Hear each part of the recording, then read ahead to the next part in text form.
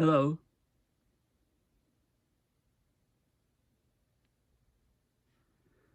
I'm Paul Beckwith, and in this video I'm going to talk about a very important paper that has just come out recently.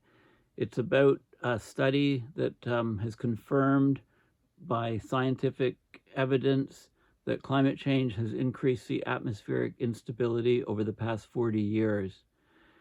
In fact, the study argues that the increase in time in which the atmosphere is unstable or has instability has increased anywhere from 2 to 8% per decade, each decade for the last 40 years, for a total increase in instability of between 8 and 32%.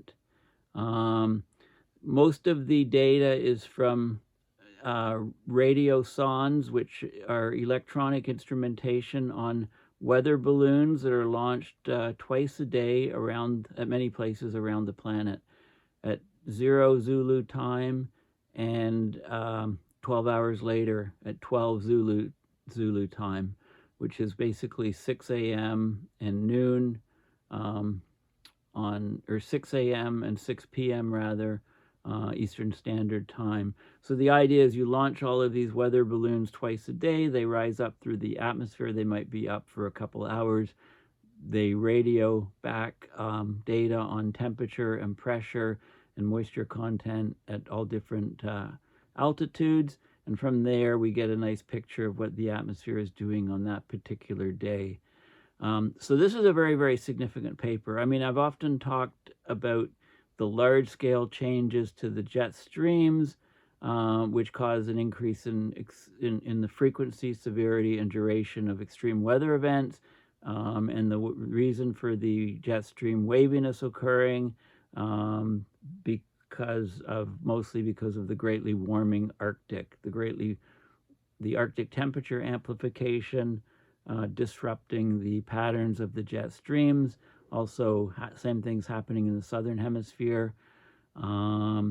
Recently, I sent out a tweet about jet streams increasing in speed. There was one paper that was arguing that, so I'll probably have a look at that and do a video about that at some point. But anyway, this is a very, very key finding that the actual atmosphere is becoming less stable, and therefore there's a lot more convection, a lot higher probability of severe weather events forming. And then the jet streams are mostly in the guiding of these things and where they end up moving.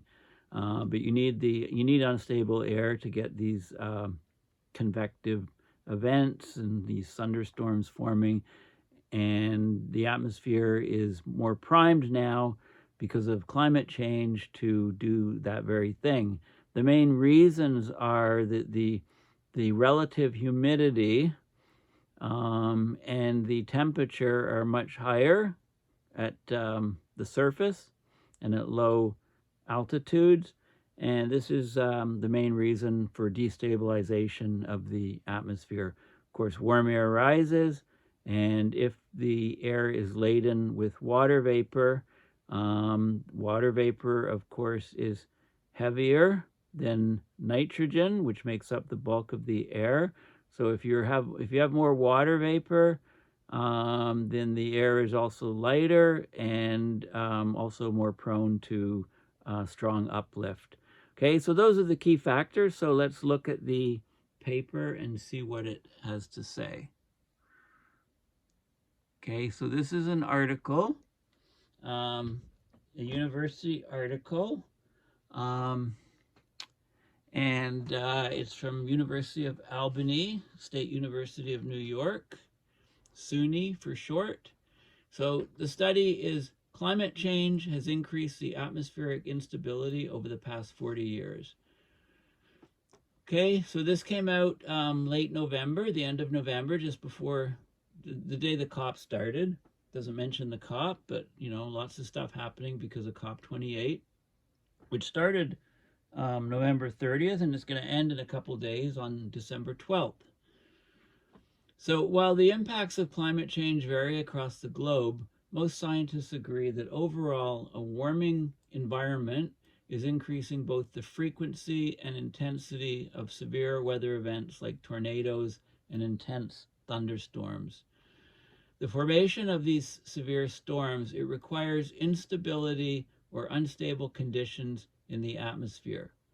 Climate models project that there will be more unstable conditions, more instability under greenhouse gas-induced global warming, but how much the atmospheric instability has changed over recent decades remains unclear before this paper was published. So the atmospheric scientists at University at Albany, also at China's Jiangsu Meteorological Observatory, co-published a new paper in the AGU's Geophysical Research Letters. Basically, the finding is that unstable atmospheric conditions have significantly increased over the past 40 years. Now, I said that COP is ending in a couple of days on December 12th. Well, tomorrow, Monday, December 11th, the American Geophysical Union, the AGU yearly conference is occurring. I went one year when it was in New Orleans a number of years ago, and this year it's in San Francisco, and it's running all week. I considered going, but I'm going to cover this conference in great detail from my office. So the next 2 days are going to be crazy with both conferences going on, and then for the rest of the week I'll be talking about AGU. It's the American Geophysical Union. There's talks about many different topics, but lately it's become a big climate science conference. Many papers on climate change, many papers on how the meteorology is changing, but there's also papers on earth sciences, volcanism, etc., many other different topics. So it's an interesting, there's always going to be lots of flurry. There's going to be a flurry of scientific papers on climate change coming in the next week or so, and this is the reason why.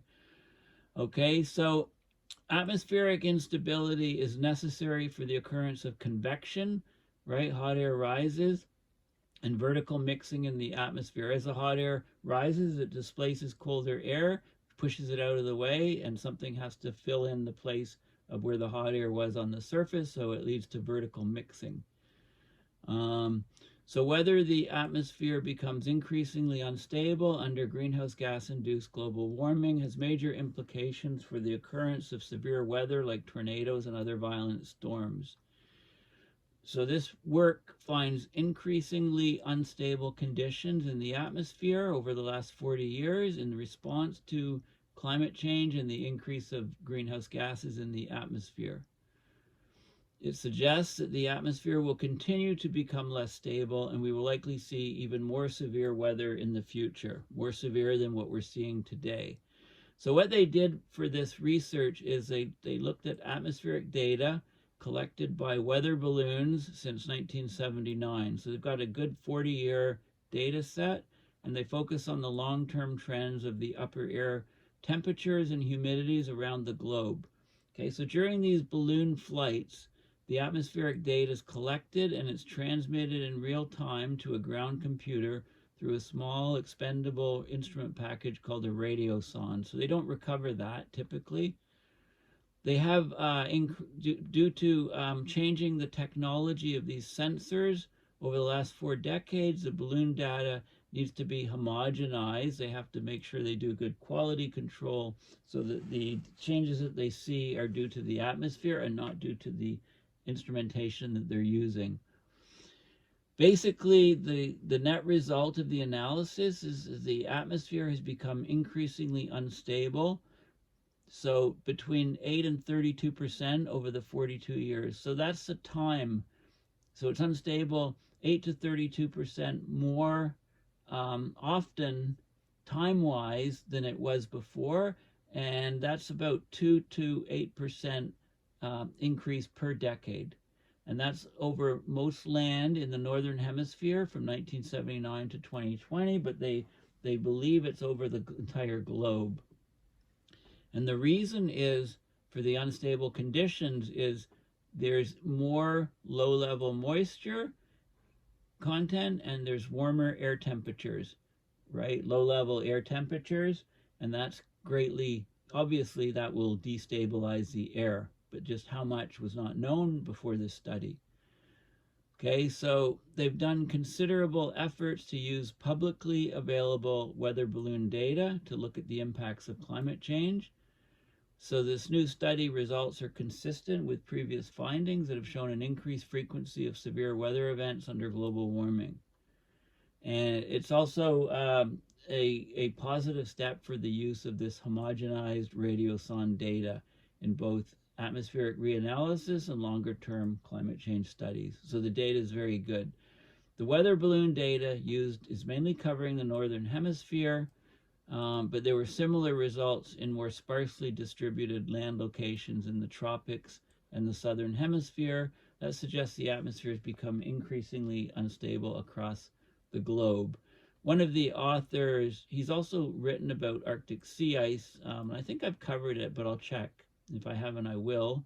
How it's impacting surface temperatures in both the Arctic and North Atlantic Ocean. So this guy, Dye, was recently, he's on this list of 2023's highly cited researchers list. It recognizes the top 1% of all researchers from around the world. So he's on that list. Okay, so he really knows what he's talking about. Okay, this is the paper, which is open access, which I'm going to discuss in detail. The atmosphere has become increasingly unstable during the period 1979 to 2020 over the northern hemisphere. Okay, so let's look at the abstract. So atmospheric instability affects the formation of convective storms, but how it has changed during recent decades is unknown. So what they do here is they look at the occurrence frequency of stable air and unstable air over land using the homogenized radiosonde data from 1979 to 2020. The atmospheric stable condition has decreased by 8 to 32%. Okay, the atmospheric unstable condition has increased significantly by the same amount. So there's a lot more time in which the atmosphere is unstable now, or there's instability as opposed to the time when the atmosphere was stable.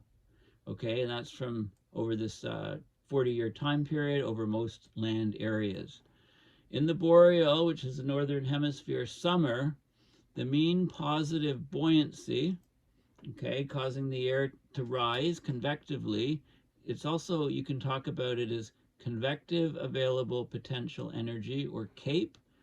This is a term that all storm chasers are aware about. That increases over East Asia, North America, and Europe. The negative buoyancy there's a term for that. It's called Convective Inhibition, or CIN, C-I-N. Okay, this is like the cap. It's important to have a bit of both, because lower down you get a lot of energy building up, and if it can all just freely go higher and higher into the atmosphere, it can be dissipated. So often there's this convective inhibition, or cap, a cap layer, and when the convective overpowers the cap, then you can get these massive storms occurring. But if you have the convective inhibition stronger, it might mean you have actually fewer storms, but when the storms do happen, they're much more intense. Okay, and there's also variation from the day. During the day, the CAPE builds up and builds up and builds up with the sun heating the earth. And then during the night, the CIN, if you like, is dominating. Okay, the storms don't generally trigger at night. But there's more unstable cases. The mean CAPE is higher because there's more low-level specific humidity and air temperature, and that increases the buoyancy of a lifted parcel of air.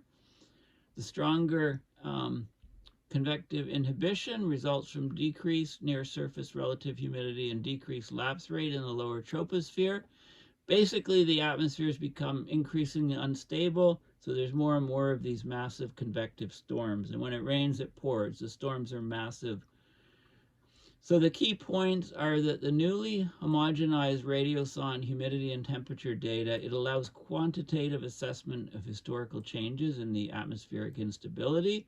There's increasingly more unstable conditions in all seasons over most land areas from 1979 to 2020. And the increased unstable conditions or instability is mainly because there's more low-level moisture content and warmer air temperatures.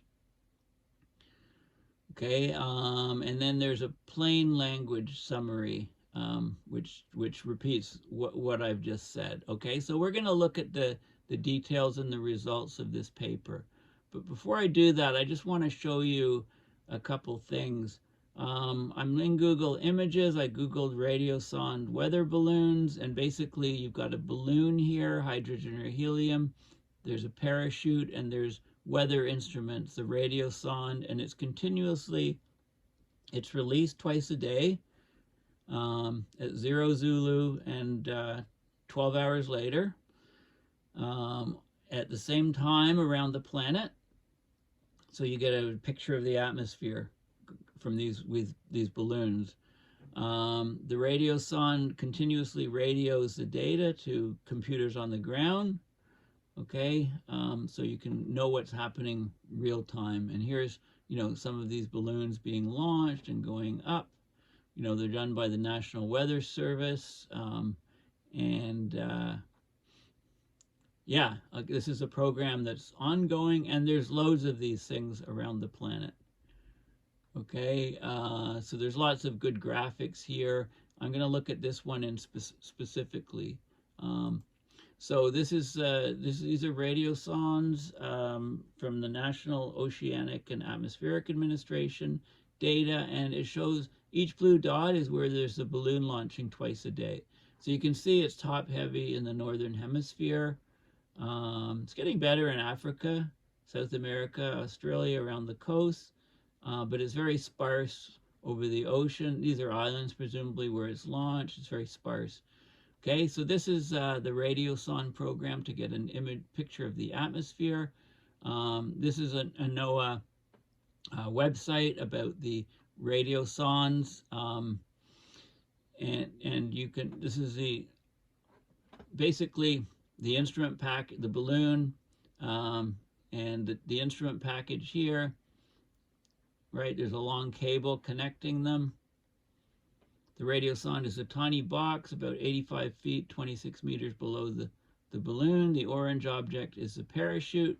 So, the ones over land come down, and people, in farmers' fields, etc., and people then turn them back into the office that sends them out, and they could be, reused if they're found. Most of them probably just come down and they're never found.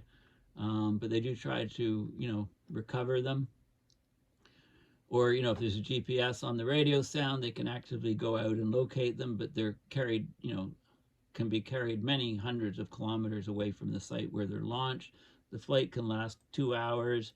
The radiosonde can go up to 115,000 feet or 35,000 meters, drift more than 125 miles or 200 kilometers.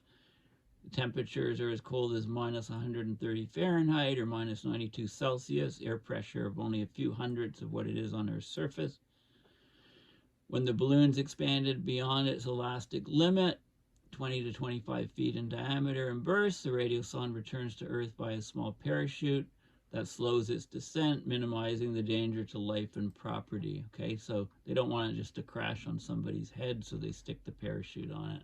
But they don't recover most of them, I believe.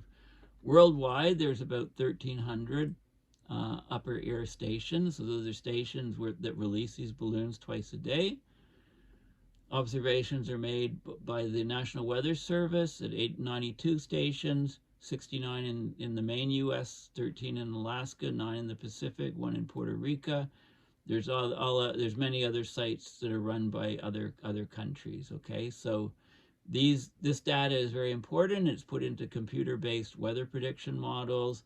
It's for forecasting local severe storm, aviation, and marine forecasts, weather and climate change research, input for air pollution research, and ground truthing for satellite data.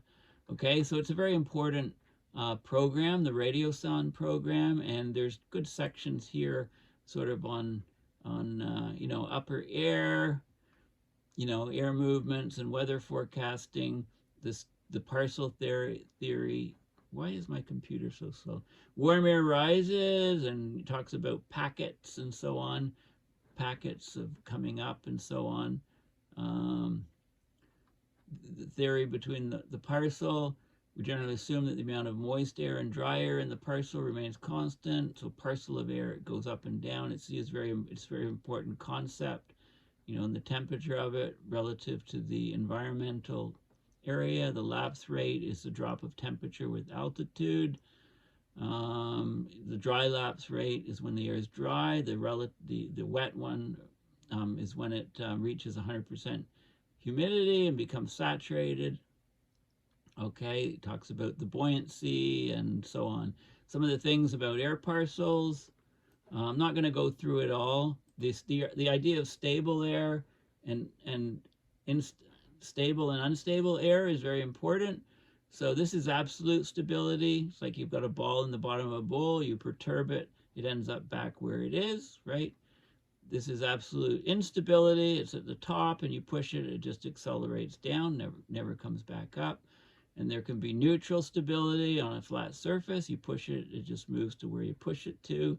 And conditional instability. Okay, it can be stable here, but then you push it high enough away from this local minimum, and then it shoots off and becomes very unstable. Okay, so there's those sort of concepts about air, stability and instability. And this is some of the data, the SCU-T log P of pressure diagrams. So this is how the data is plotted basically from the radio sound. It's got temperature lines, it's got pressure, it's got dry adiabats where the air is dry, and then moist or saturated adiabats where the air becomes 100%. Okay, it's how things change with pressure. So there's all of these different things. You know, there's these plots that you see, you may have seen. They're very common for weather people, showing dew points, inversions. I'm not going to get into all the meteorology here, but you could see the upper air observations from 90 observation sites in the US. Here's from a couple. So because the balloons are all launched at the same time, you get a picture at a given point in time of the atmosphere. And you do that around the planet, you get a good picture, which is very important for all the climate models, etc. And then there's some examples. You know, this is the case of snow. You know, it's what happens in ice pellets, where you get, you know, you get basically the water coming down. It freezes well above the ground and comes down to the earth as ice pellets. Or freezing rain, it's below zero at the surface, right? Freezes on contact, hurricanes, right? So different atmospheric phenomena have different pictures, okay? So anyway, that's your basic meteorology 101. Let's go and talk about the data here. So atmospheric instability is necessary for the occurrence of convection, right? Hot air rises, you see convection, just think hot air rises, and vertical mixing in the atmosphere. Thus, whether the atmosphere becomes increasingly unstable under greenhouse gas-induced global warming has major implications for the occurrence of these convective storms and extreme weather events. Climate models project that both atmospheric convective available potential energy, the CAPE, which is the positive buoyancy for a lifted parcel of air, and the convective inhibition, SIN, which is a negative buoyancy the parcel needs to overcome before reaching the level of free connection, LFC, would increase. Both increase, while the stable conditions would decrease. But how much? And how much do the severe unstable conditions increase? So that's what this paper finds out.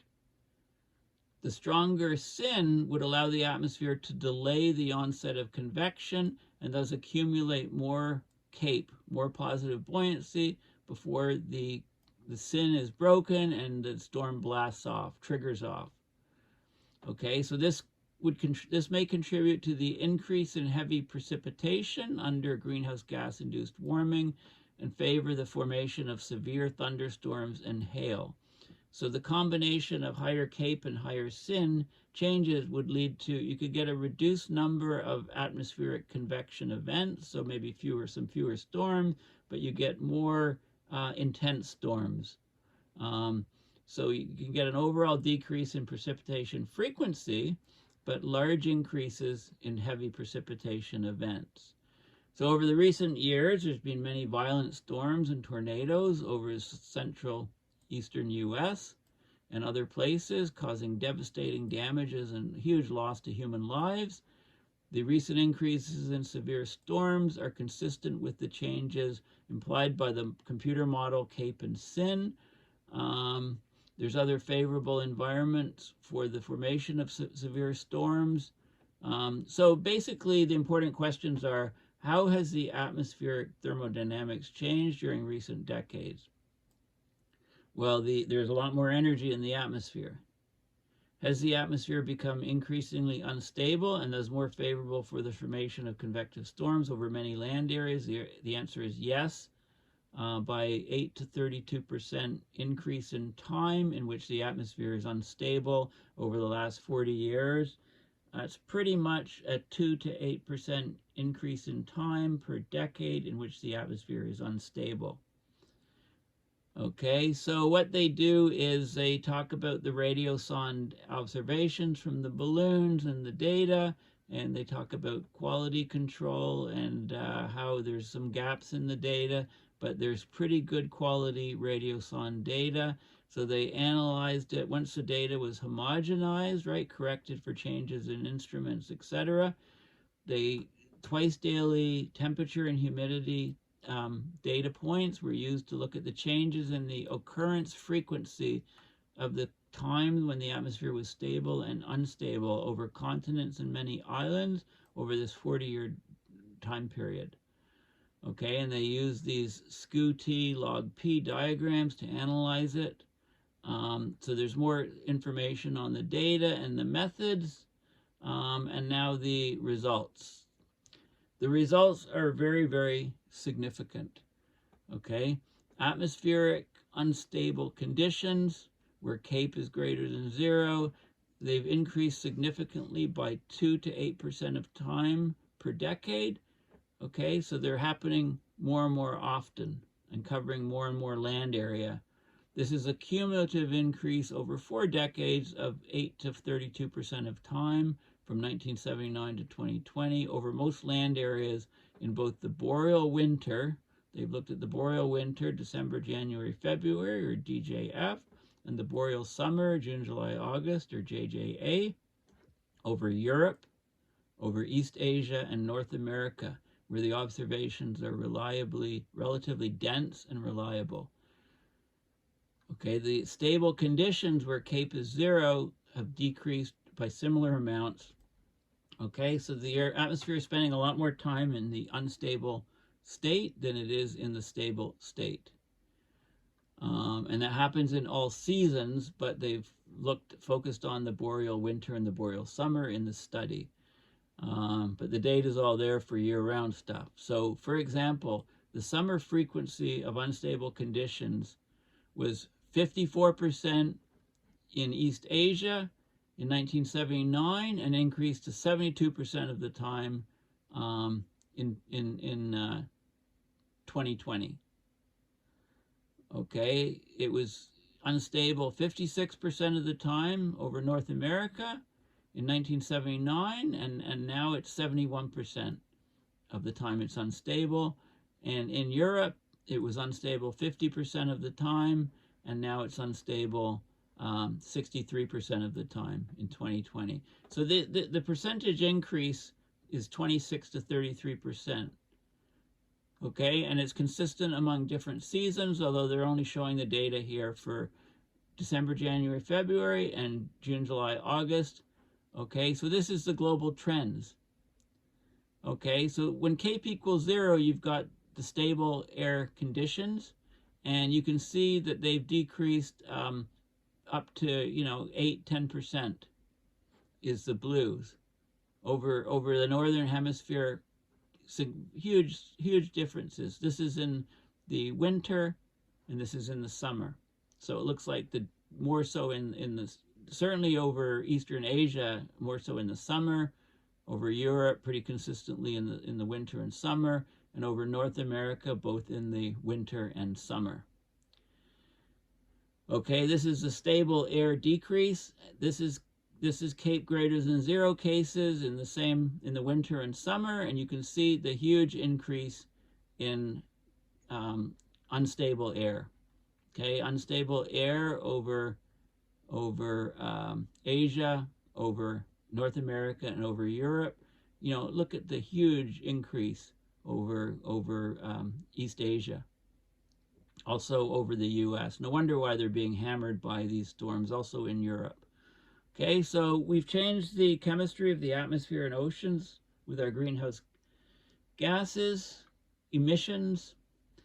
We've changed the stability of our atmosphere. It's much less stable than it was before. So not only are things being guided differently by the jet streams, but the air itself is much less stable and much more prone to convective storms. Okay, very, very significant and important finding. These are trends in East Asia in the winter and summer of different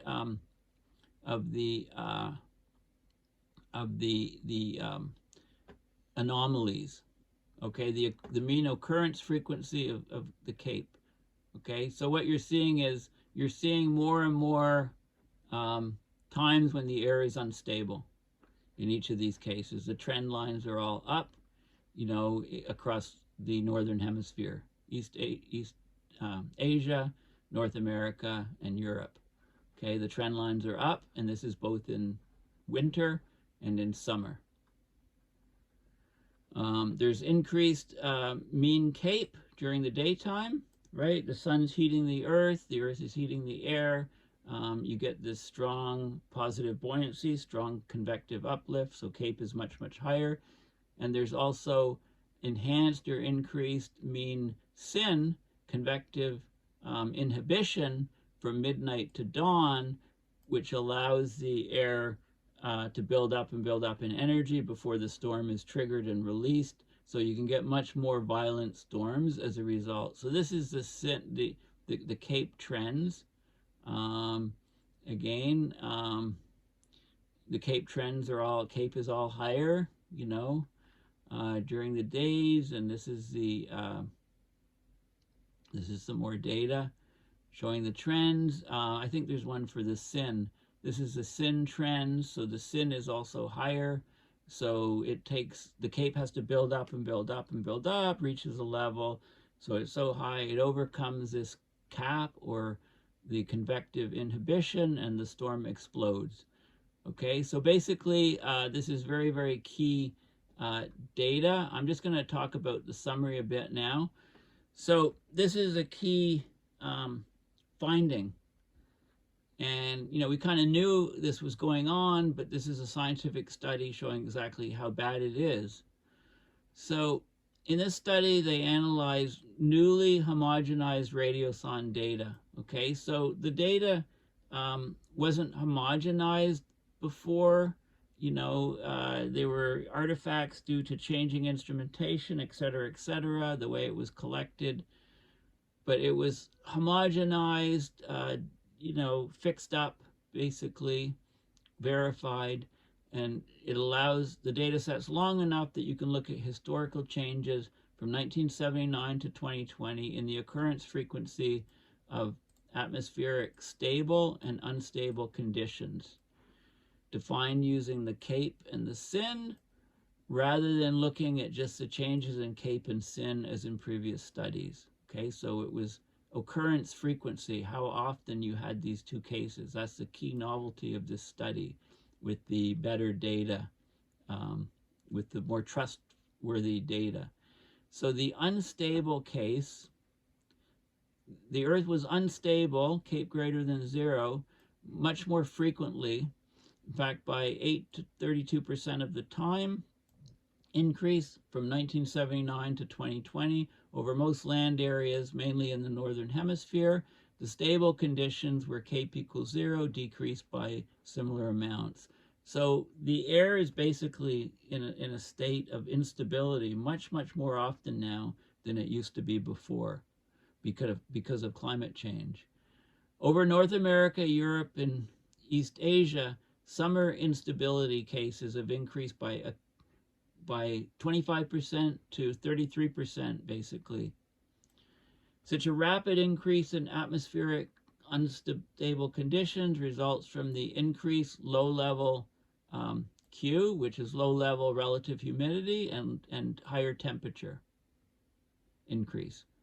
Okay, and this has led to a shift of the parcel path towards the right-hand side of the SCU-T log P diagrams. Okay, there's some additional contributions from increased low-level relative humidity over North America and East Asia. So some of the details are different depending on where you are. The data is taken at 00Z Zulu and at 12Z Zulu. That's when the radiosondes go up. Okay, and basically, you know, as global warming continues, it's going to increase more and more. Okay, so basically the Earth atmosphere is much more unstable now than it was 40 years ago by anywhere from 8 to 32% of the time. It spends 8 to 32% more time in the unstable condition than it does in the stable condition. So of course there's way more extreme weather events going on. And then this is basically causing the storms to trigger and to occur. And of course their path depends on things like the jet stream waviness, etc., which guides them and affects how quickly they move across the planet. So not only are the storms much more intense, but if they spend more time over one region as opposed to another region because of the slowing of the jet stream and the increased waviness and blocking, then of course that's why we get all of these massive extreme weather events occurring on our planet. Okay, and this is the key. This is the key result here. Basically, it's showing that the times of instability are greatly increased, and the times of stability are greatly decreased. Okay, so the double whammy. Okay, so this is a very important and key paper. Thank you for listening. Please consider going to my website, paulbeckwith.net, and donating to my PayPal to support my research and videos, and help, you know, share my videos on all your social media. The more people that can see them and understand, you know, why climate is changing the way it is, the more likely it is that governments and policymakers will eventually be forced to do something. Anyway, thanks again for listening. I'll put the links in my description of the video. Thanks again, and bye for now.